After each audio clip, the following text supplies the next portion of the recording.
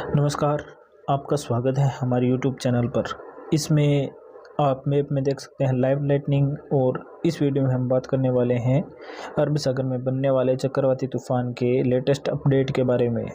तो अरब सागर का जो चक्रवाती तूफ़ान बनने वाला है उसमें काफ़ी हलचल मची हुई है। लगभग हर रोज़ जो विंडी ऐप है वह 2 अपडेट दे रहा है। कभी ये तूफ़ान ओमान की तरफ जा रहा है, कभी इंडिया की तरफ, तो कभी पाकिस्तान और बलूचिस्तान की तरफ जा रहा है।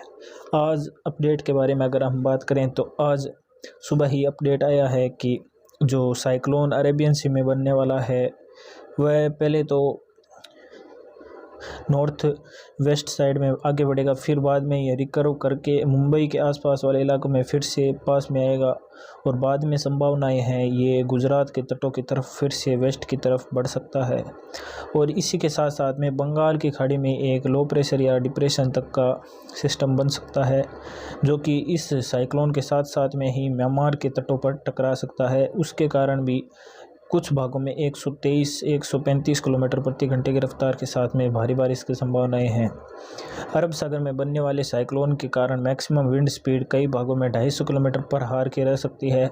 तो ये अरब सागर में बनने वाला अगर तूफ़ान इतनी विंड के साथ में टकराता है तो ये सुपर साइक्लोन की कैटेगरी में आ जाएगा, जो कि पहले कभी अरब सागर में सुपर साइक्लोन नहीं बना है। अगर इस बार इतनी रफ्तार के साथ टकराता है तो सुपर साइक्लोन एक साथ में 2 से 3 राज्यों में तबाही मचा सकता है, जिसमें अगर हम सबसे ज़्यादा नुकसान की बात करें तो सबसे ज़्यादा नुकसान की आशंकाएं हैं।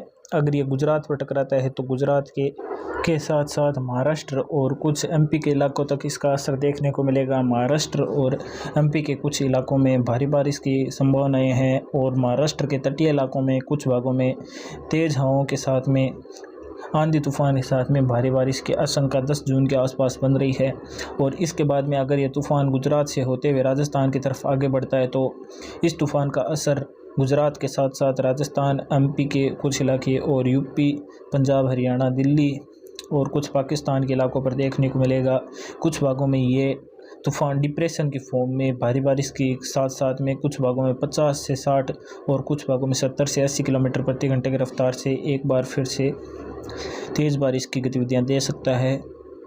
और बंगाल की खाड़ी में बनने वाला जो सिस्टम है वह साइक्लोन की कैटेगरी तक तो नहीं जाएगा, पर अगर ये मैक्सिमम हम कह सकते हैं कि ये डीप डिप्रेशन तक जा सकता है। उससे ज़्यादा इसकी जाने के चांसेस नहीं है, क्योंकि एक समुद्र से इतना ज़्यादा मॉइस्चर नहीं मिल पाएगा इसको। लेकिन जो अरब सागर का सिस्टम है वह सुपर साइक्लोन की कैटेगरी तक पहुंच सकता है और ये तटों के साथ साथ में आंतरिक जो मैदानी राज्य हैं उन तक ये अपने बारिश का स्प्रेड बढ़ा सकता है।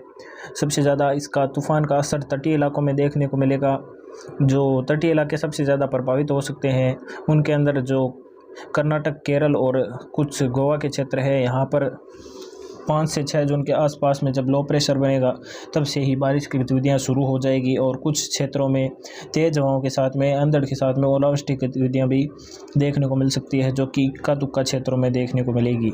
और जब ये तूफ़ान बन जाएगा तब तक इसकी जो बारिश का स्प्रेड है वह पूरे दक्षिण भारत में प्रभावित करेगा। कुछ क्षेत्रों में हल्के बादल छाएंगे और कुछ क्षेत्रों में घने बादलों की आवाजाही के बीच में तेज़ बारिश की आशंकाएँ जताई जा रही है।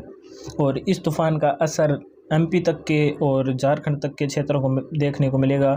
यहाँ पर कुछ क्षेत्रों में हल्के बादल छाएंगे और कुछ इलाकों पर जो बारिश की गतिविधियाँ हल्की हो रही थी वह उनमें बढ़ोतरी देखने को मिलेगी।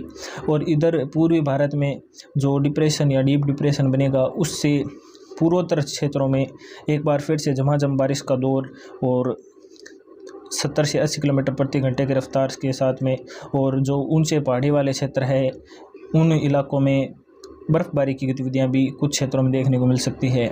इसके बाद में जो बिपारजोई साइक्लोन है उसकी जो बारिश की गतिविधियां हैं वह आगे बढ़ते हुए महाराष्ट्र और गुजरात के आसपास वाले इलाकों में 10 से 11 जून तक पूरी तरह से फैल जाएगी। और जब ये तूफ़ान आगे बढ़ेगा तब इसके साथ साथ में मानसून की जो लाइन है वह भी आगे बढ़ेगी, क्योंकि ये तूफ़ान अगर इंडिया के अंदर टकराएगा तो ये मानसून की स्पीड को बढ़ाएगा। साथ साथ में जो इंडिया के अंदर बारिश का स्प्रेड है वह एक बार बढ़ जाएगा। और मानसून जो इतने दिनों से देरी से चल रहा था उसके लिए एक अच्छी खबर ये साइक्लोन लेके आ सकता है। उसके बाद में जब ये साइक्लोन आगे बढ़ेगा तब जो उत्तर भारत में लगातार WD आ रहे हैं, जिससे पंजाब, हरियाणा और दिल्ली, राजस्थान में मौसम इतने दिनों से बदला हुआ है, उसमें एक बार रुकावट देखने को मिलेगी।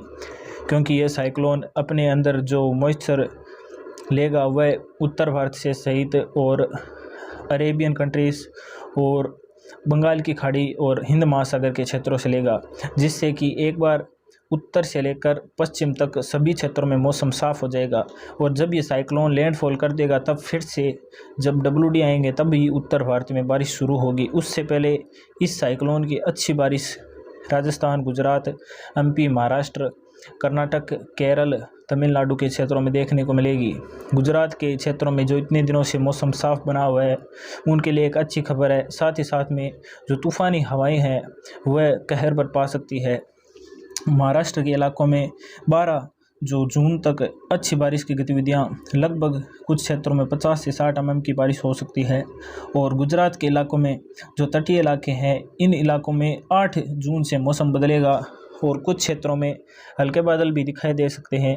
9 या 10 जून आते आते यहाँ पर हल्की बारिश की गतिविधियाँ शुरू हो जाएगी और 11-12 जून तक पूरे गुजरात में तेज़ और भारी बारिश की गतिविधियाँ तूफ़ानी हवाओं के साथ में देखने को मिल सकती है। इसके बाद में जब ये बारिश का इलाका आगे बढ़ेगा तब समुद्र से दूरी होने के कारण ये जो सिस्टम है वह वीक पड़ जाएगा और इसकी तूफ़ानी हवाओं की रफ़्तार घटकर जब ये डिप्रेशन के फॉर्म या डीप डिप्रेशन में आ जाएगा तब इसकी तूफ़ानी हवाओं की रफ़्तार 70-80 किलोमीटर प्रति घंटे की हो जाएगी। और उसके बाद में जब ये राजस्थान के अंदर एंटर करेगा तब इसकी विंड स्पीड 60 से 70 किलोमीटर रहेगी। और जो बारिश है वह काफ़ी अच्छी गुजरात से सटे हुए इलाकों में, राजस्थान और पश्चिमी MP, उत्तरी महाराष्ट्र और कुछ जो झारखंड, छत्तीसगढ़ के क्षेत्र है यहाँ पर भी कुछ भागों में अच्छी बारिश देखने को मिलेगी। और पाकिस्तान के खासकर इलाकों में जो तटीय इलाके हैं, कराची के आसपास वाले, यहाँ पर तेज़ हवाओं के साथ में मूसलाधार बारिश की गतिविधियाँ देखने को मिलेगी और कुछ इलाकों में तूफ़ानी हवाएं के कारण तबाही भी मच सकती है। तो ये था साइक्लोन जो पिपार जो अरेबियन सी में बनने वाला है उसका लेटेस्ट अपडेट। और जब भी नया अपडेट आएगा तो हम हमारे चैनल पर वीडियो पोस्ट कर देंगे। तब तक आप हमारे चैनल को सब्सक्राइब करें और वीडियो को ज़्यादा से ज़्यादा लाइक करें और शेयर करें। जय हिंद।